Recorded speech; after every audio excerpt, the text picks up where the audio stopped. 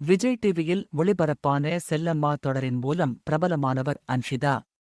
இவருக்கும் சின்னத்திரை நடிகர் அர்ணவுக்கும் இடையே காதல் இருப்பதாக பல வதந்திகள் கிளம்பியது. பிக்பாஸ் வீட்டிற்குள்ளும் அர்ணவ் அன்ஷிதா ஜோடியாக நுழைய பலர் அதை உறுதியே செய்துவிட்டனர்.